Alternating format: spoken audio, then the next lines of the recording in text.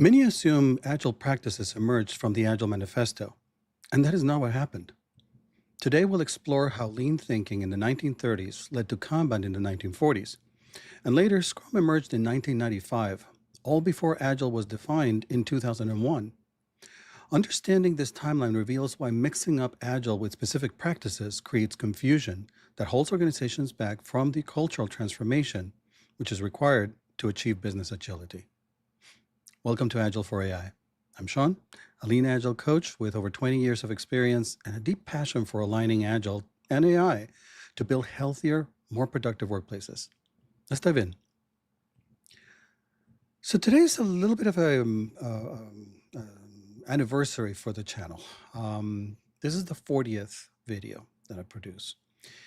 And what I want to highlight is that I haven't done something for 39 videos prior, and I haven't done it very intentionally. What I haven't done is I haven't talked about Agile practices at all. 39 videos and haven't talked about Agile practices. And I've done that very deliberately. What's happened as Agile has been popularized is that there has been an over-focus. Everybody talks about Agile practices and tools. And few people talk about the cultural elements, the aspects that need to change within companies in order to be able to utilize those tools and practices effectively. The practices are not Agile. That's not it. Neither are the cultural elements. It's the combination of the two of them. We need to bring a different mindset along with the processes and tools in order to achieve business agility. And this has not been made clear. There's so many companies that have engaged in the acquisition of what? They call it Agile transformations, but it's not an Agile transformation unless you do both processes and tools and cultural elements. All that they've done is purchased processes and tools. They've hired consultants to train on the particular tools and practices, and that's it. They haven't changed their waterfall mindset. When you keep to the waterfall mindset and you use the tools, processes and tools that Agile brings, best case you get some lift, some benefit, but potentially it could actually hurt. You can actually slow things down. You could introduce a layer of friction into your organization that prevents you from operating efficiently. I know that many companies have been very frustrated by this. There have been a lot of challenges. And the root cause is that they haven't changed their mindset as they've engaged in adopting these processes and tools. So we need to really take a look at the history of how this evolved, understand that the practices predate Agile, and that there's a lot more than people typically talk about. There's two particular practices that are talked about that are well recognized, which is Kanban and Scrum. And there's so much more beyond Kanban and Scrum. There's a huge portfolio in the toolkit that can be used, and each one of them is good for different purposes. And by just focusing on one or two of these practices, we're really limiting teams in what's been made available to them to succeed, which is unfair to the teams. They're not getting the full benefit of what Agile has to offer, what falls under the Agile umbrella. So where does this misconception come from? There's been many factors. The marketing distorts the reality of it. Certifications where people, it's very easy to sell somebody a certification with the promise that, oh, you complete the certification and now you're Agile. No, that's not the case at all. As an Agile coach, I run into this problem all the time where people who have gone through certifications genuinely believe that they are Agile and they barely understand the practices and they know nothing about the Agile mindset. This combination is deadly. They end up really forcing the Agile practices into ways that are not intended to be used. And as a result, they don't get the results that are possible. And sometimes they create things that are worse than if they has stayed with waterfall. There's also tool vendor messaging that reinforces this perception. So moving forward, however we got here, it's academic and it's important that we understand it. But what's really important moving forward is that we get past all this and that we realize that in order to have a successful AI transformations and implementations, we need to be able to leverage all that Agile has to offer alongside waterfall. These things are both needed. We can't succeed with just Agile or just waterfall. We need both of them working together. Much like building a house requires for people to be able to use hammers and screwdrivers. They need both in order to be able to be successful. And not just screwdrivers and hammers. The toolkit of a construction worker is huge. It has many, many, many, many tools. It's exactly the same under Agile. There are many, many, many tools that few people hear about, and they are available, and they're there for a reason, and they deliver real value to teams. And we need to train teams on these and get them to the point where they're as comfortable reaching for a screwdriver as it is reaching for a different practice, because they recognize that the situation needs something different. So we need to match the approach to the work type. And we need to avoid force fitting solutions into just this one option, whichever one it is, whether it's waterfall or agile. We need to stop this adversarial relationship between waterfall and agile. And we need to get to the point where we see both of them as equally valid and having a purpose that a purpose for being in a way that they can help us. What we need to do is we need to enable the proper tool selection. And that requires a really engaged workforce that is not just there sitting waiting for the next thing to do, to be told, oh, get this done, but to really be engaged in the work and the way to deliver the work, so that they're thinking of the best way to do it, and that they have a good understanding of all of the tools available, and they have a good understanding of the work that needs to be done, and they can align the two. They can do that tool selection and alignment to do things the easiest, the best, the fastest, the cheapest, the most efficient, the most effective way. So today we're just going to go through, it's not intended to be a tutorial on Lean, Kanban, and Scrum. I'm just going to mention them. I've talked a bit about Lean and also the Agile Manifesto previously, so I'll put links in the video and a bit of the description so you can look at those if you haven't already.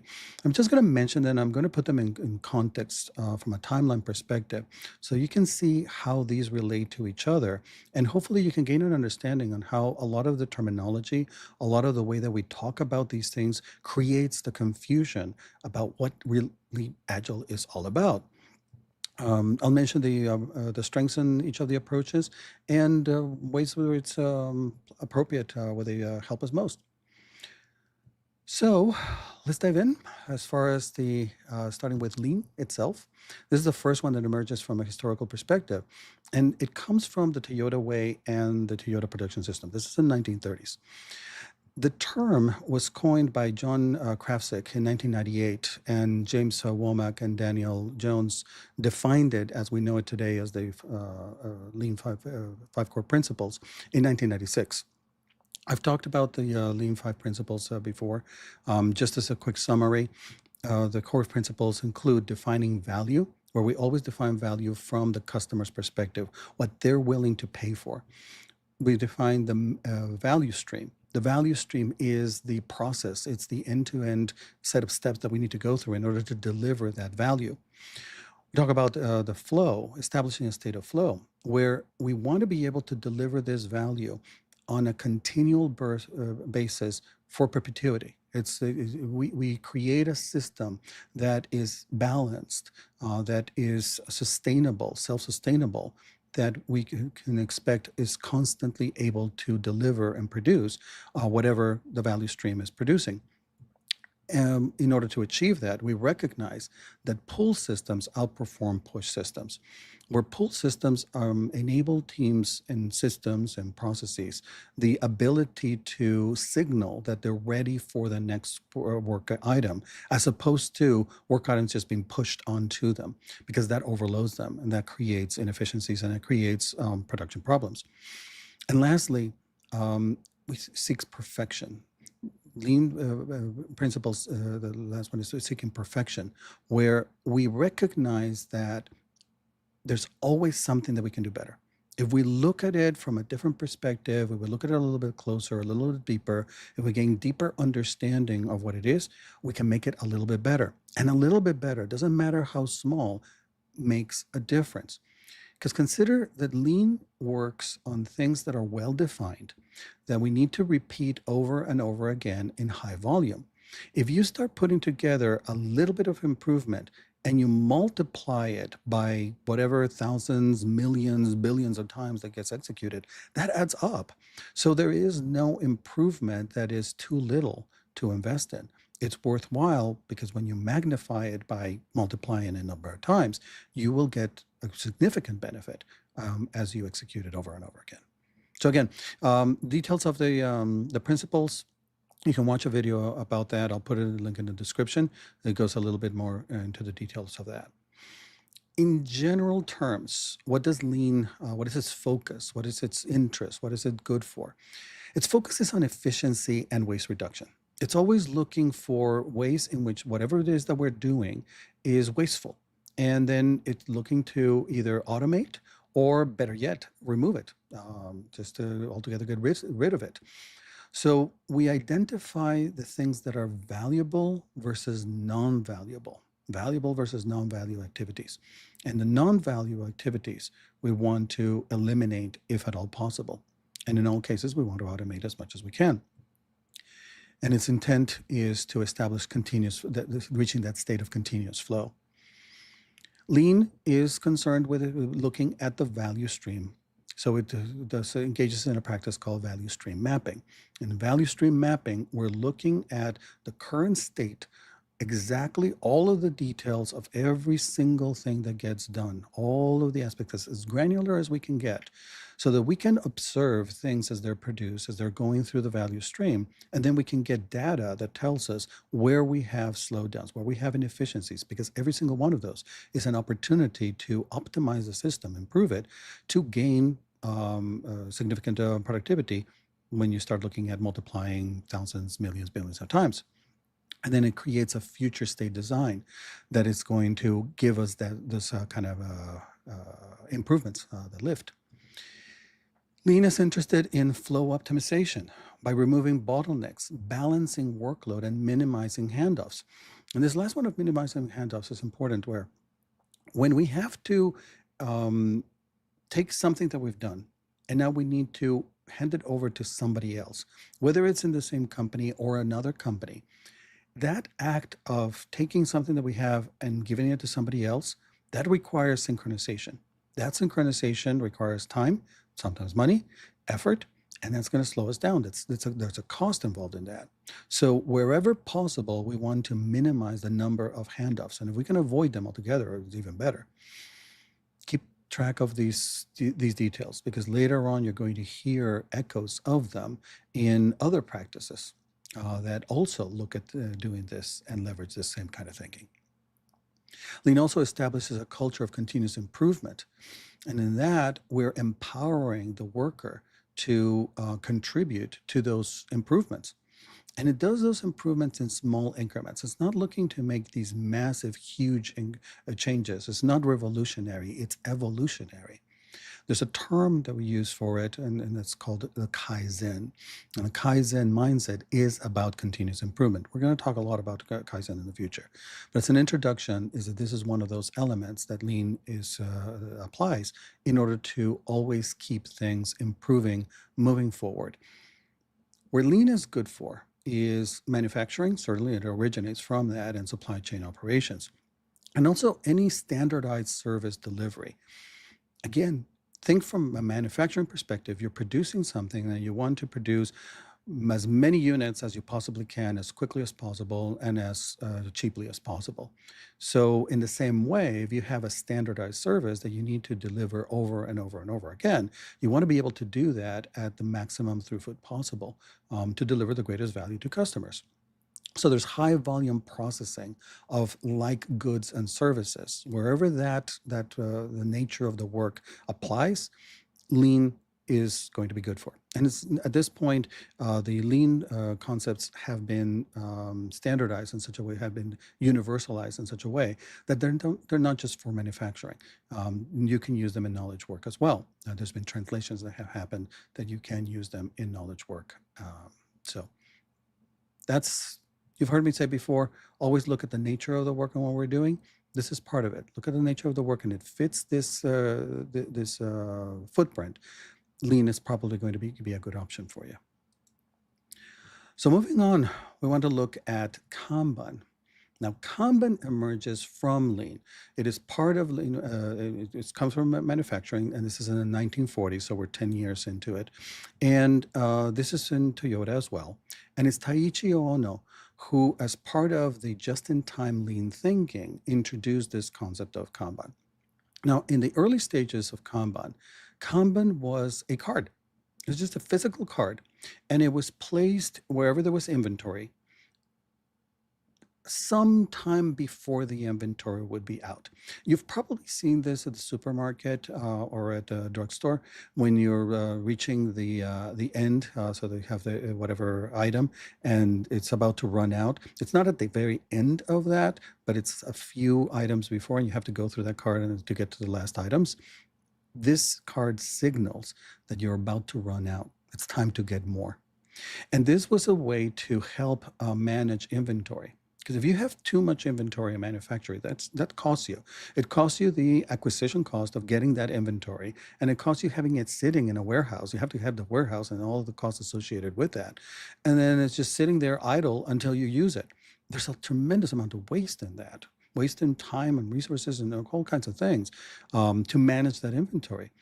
This approach allows you to have just enough to let you go through your consumption rate, and when you need it, be prepared to replenish.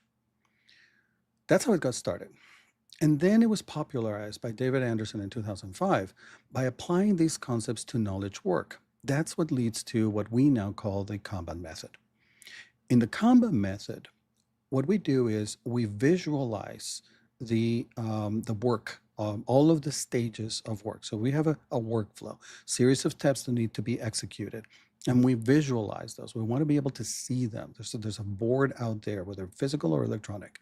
And we want to be able to see whatever work that we're doing, where it is at this moment on that timeline, on that workflow. And when we do that, and when we track it carefully, we're able to notice where there are delays. And understanding those delays helps us take action. For example, we could have a huddle, get together and figure out, hey, we're having a delay over here. How are we going to remove this delay, speed things up to get past it?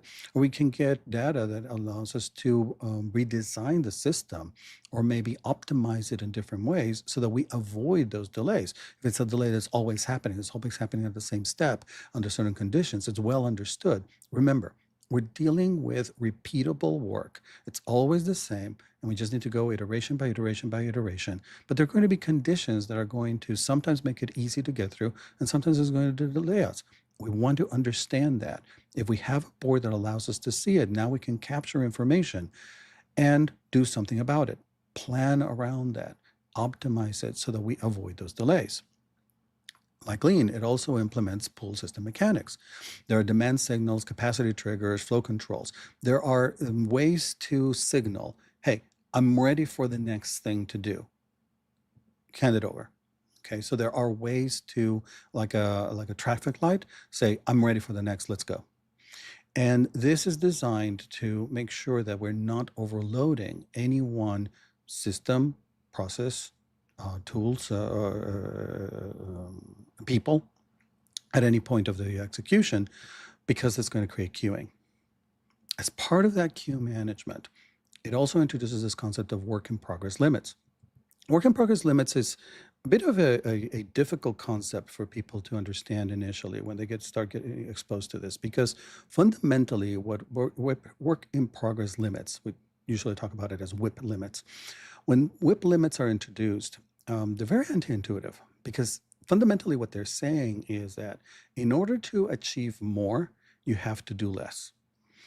And the reasoning behind it is that it recognizes that once we enter queuing, once we are in a queuing situation, it's going to slow us down exponentially.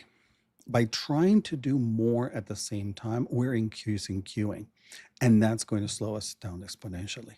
So at the end of the day, if you look at a particular time frame, if we had attempted to do less, we would have accomplished more than by trying to do more and achieving less. So there's bottleneck prevention and load balancing that are part of this approach, and it all helps us avoid this queuing. Now, when we do end up with queuing, let's say, for example, this is a cyber security team. They can't plan. I mean, if it's an outbreak and they have to respond to it, if it's massive, well, of course they're going to have more work than they possibly can do. That's just the way that it is. You can't possibly staff to a level that would always allow you to respond at the same rate, no matter how big the breach that you're dealing with. So instead, what we do is we introduce concepts of queue management, where there are concepts like, for example, class of service, expedite lanes, and blocking resolution. These are mechanisms that allow us to ensure that the most critical work that needs our immediate attention has a way to get through the queuing that we have going on. And then we'll have to work through the rest of the queue as we're able to. All of these approaches, they're part of Kanban. They're very effective. They give us a lot of data, lead time, cycle time, throughput. We'll talk about those in the future. But the point of those is that we have the ability to measure how long it's taking us to work on something, how long that work item is waiting for us to pay attention to it, and how long it takes for us to get it out the door.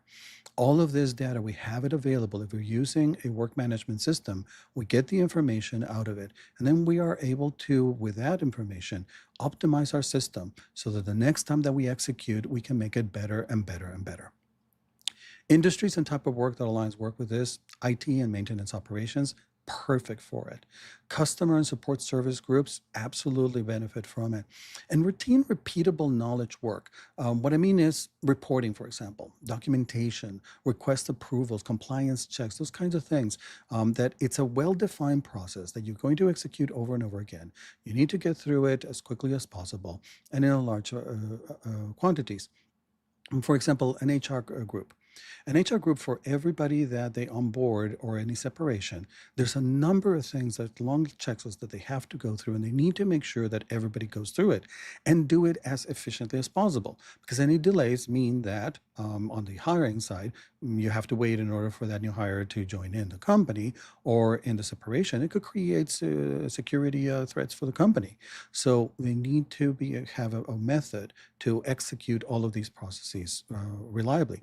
Kanban works really well for teams like that. So again, if the nature of the work that you're doing resonates with what I'm describing, then maybe Kanban aligns well with you for you. And then next is talking about the one that most people hear about, which is Scrum. In Scrum, it's a framework. It was created in 1995 by Jeff Sutherland and Ken Schreiber. First of all, we need to understand what a framework is. A framework defines the shape of the vase, or vase if you're in the UK.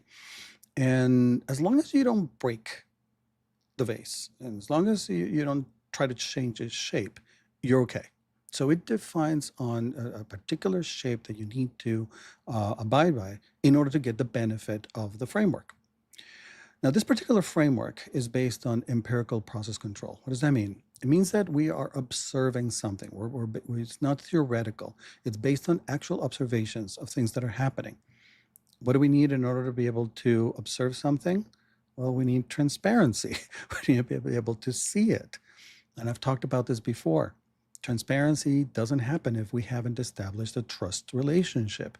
And that trust relationship takes a lot of work.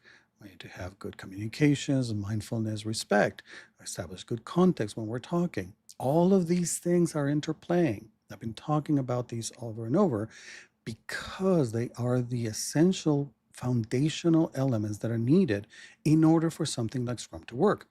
If all that you do is you just memorize the Scrum shape, the framework, and you don't do any work on the other pieces to establish trust, to establish transparency, the psychological safety that's needed, you're not going to get the benefits out of Scrum. And it's not the fault of Scrum. It's because the company is not prepared to operate with the basic things that Scrum needs in order to be able to be effective. So there's a lot of work that needs to happen in order to get the benefit from these frameworks and the processes and tools. An important characteristic about Scrum is that it is an iterative delivery approach. It doesn't assume that we know everything that needs to be done, and it's just a different way of scheduling it. That's a project management mindset, and that's not what Scrum is for.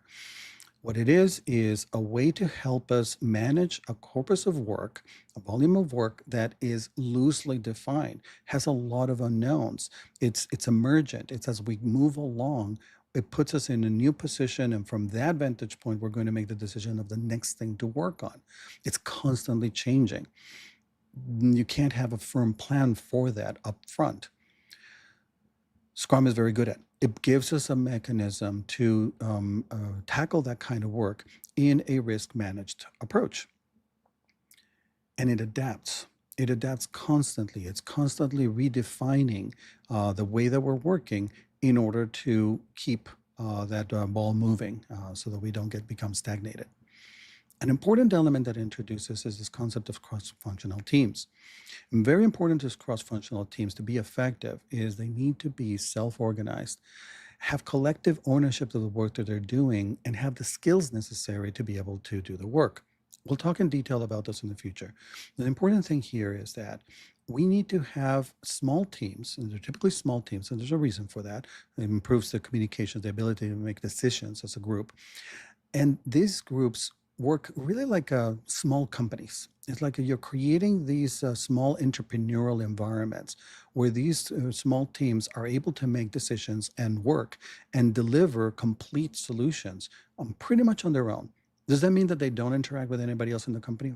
Of course not. They have to, but they're largely self-sufficient. They largely are able to do the majority of the work that needs to be done themselves. It works on a time boxed events, so it creates a lot of discipline. By certain times, you need to have completed X things, rinse and repeat, rinse and repeat. And that creates a lot of discipline. It creates a lot of focus. So what you're doing, the focus is on the immediate priority that has been chosen for the team. You put all of your focus on that, get it done, and then move on to the next thing. And like that, you're just incrementally moving forward, forward, forward. What is this good for? Software and product development, where there's new stuff that you're creating and you need to be innovative. Research projects, where there's a lot of unknowns, things to figure out, and creative and innovative type of work. And now we get to Agile. So Agile comes the cultural evolution, unintended cultural evolution about it comes in 2001. And this is when we have 17 people coming together to have a chat and figure out their next steps. Who are these 17 people? These 17 people are process and tools people. They're the authors of processes and tools. Their priority was not to set out on a cultural revolution. Their priority was that they were at the front line in the dot-com era with the pressures of business demanding more, more, more, quicker, quicker, quicker, better, better, better, better. And the tools and processes of the time, the mindset of the mind, was just simply unable to deliver it. The business needs reach a point that was so high that it got all of the processes and tools to the point, but they couldn't do any more. And they had the solutions. They had figured out a way, new ways of managing work and executing work that could keep up with those high levels of execution. However, the challenge that they faced was that at that time, their processes and tools were fringe. They weren't mainstream. So there was a lot of a conservative traditional view that was the roadblock to help them popularize and have them adopted in the workplace. So They got together to try to figure out, how do we move through that? How do we get our processes and tools, which we know are the answer? We know that they deliver the agility that is needed by the businesses in order to address the customer dissatisfaction, the team burnout, and this friction, this tension that existed between business and IT teams. So I really commend them, because not only are they experts in the processes and tools that they created? That's masterful in its own. But this is a group of people who were able to sit down and really demonstrate the power of bringing a number of people together to look at the same problem from a different perspective, offering their own views, and then coming up with something new and innovative. And that's exactly what happened. They realized that there was an underlying theme that was preventing the adoption of their processes and tools. And this is where the Agile Manifesto is born. This is how it comes about. They uncovered that there were cultural elements that were necessary in order to be able to deliver the business agility and adapt, and be open to these processes and tools that were being introduced. This goes beyond the processes and tools themselves. They offered values and principles to help us navigate through the complexity of implementing business agility. I've made several videos about that. I continue to make videos on that. I talk very extensively about it, because it's so important for us to have a good, solid understanding of what the Agile Manifesto is, how powerful it is, and the perspective that it offers to help us navigate through the challenges of implementing business agility. I'll put a link in the description to a playlist that I've created with those videos, so you can take a look if you haven't already. So having established all that, a thing that's important to highlight is that now we find ourselves several years into the implementation of Agile. We're now into over 20 years with massive, massive confusion about what Agile is. And again, I think that one of the reasons that we've landed here is because of the overemphasis on the processes and tools. The processes and tools have become synonymous with Agile. And people think that as long as you're doing the processes and tools, you are Agile. That is not true.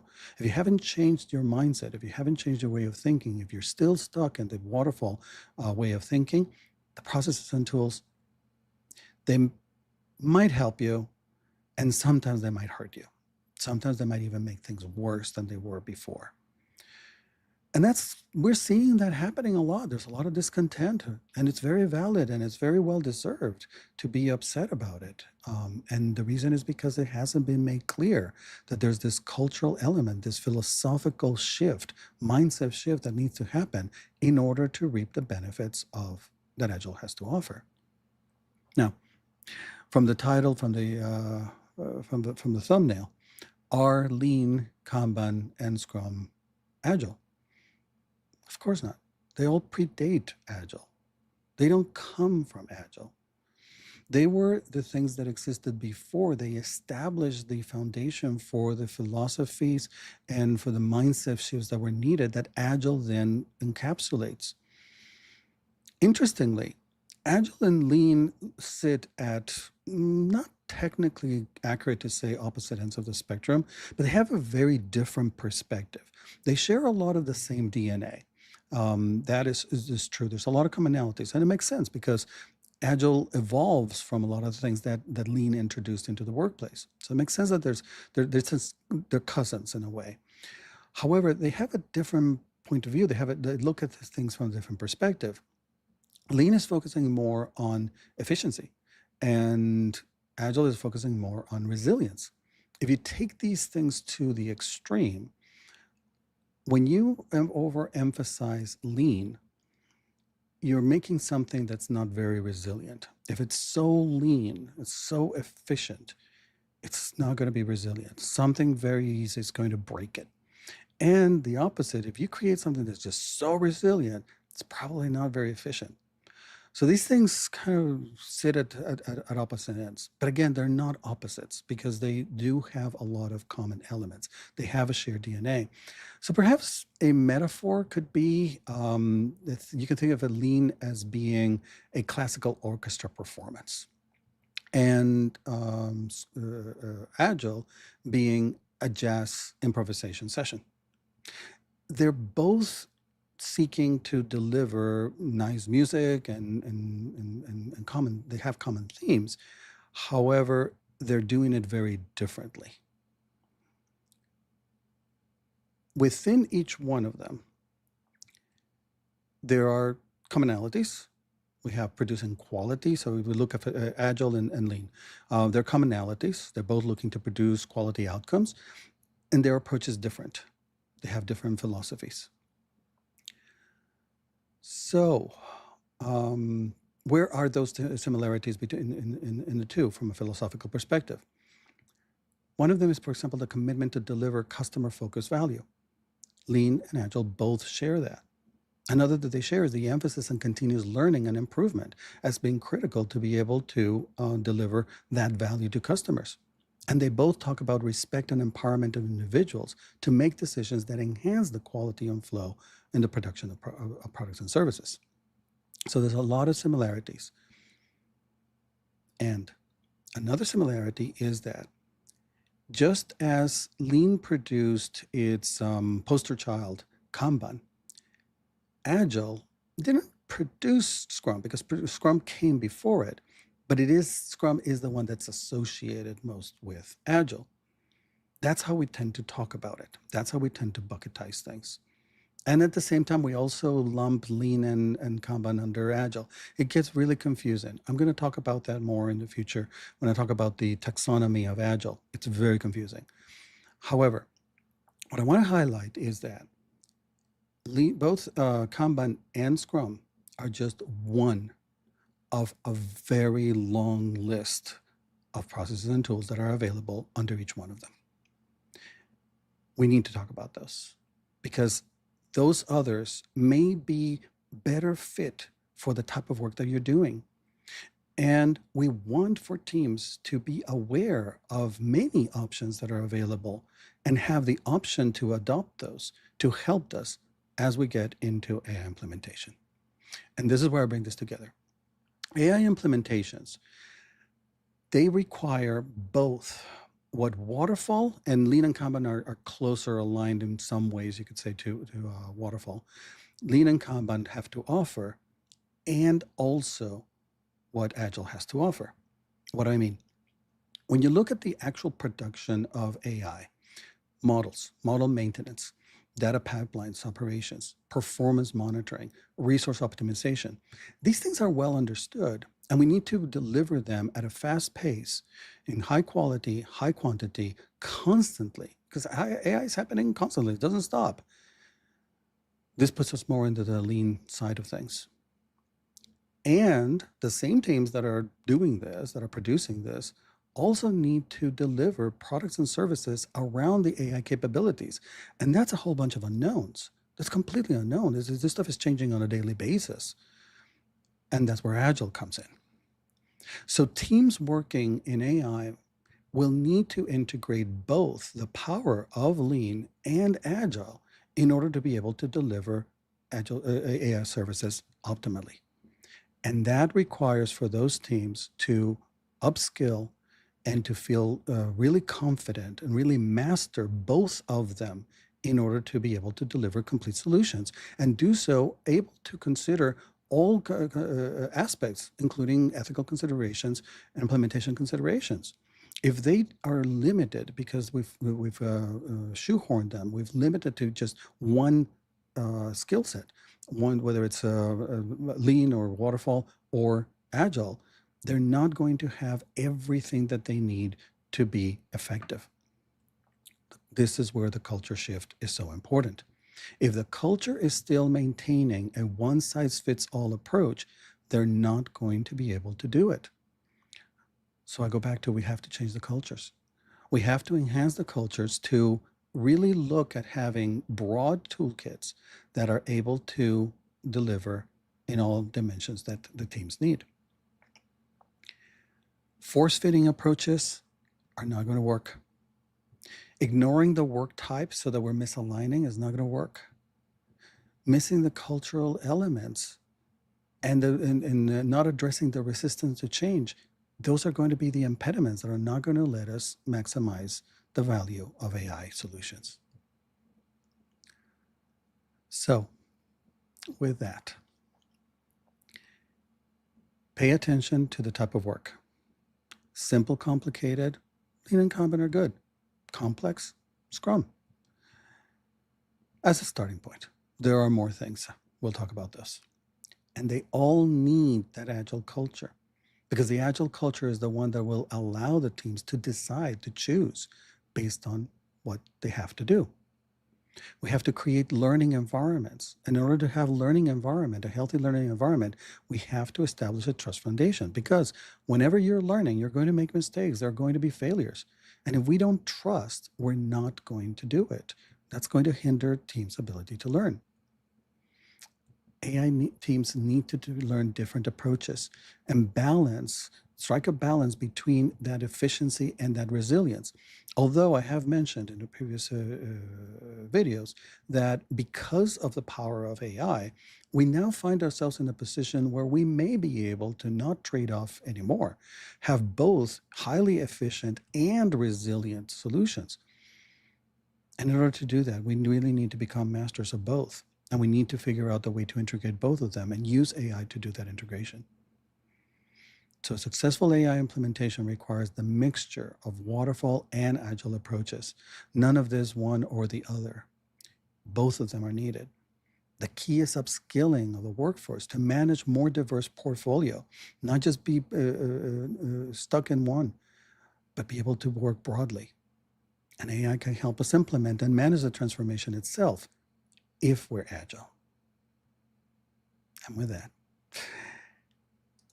as always, if you found this helpful, don't forget to comment, like, and subscribe for more insights on building adaptive, resilient organizations in the era of AI. Thanks for watching.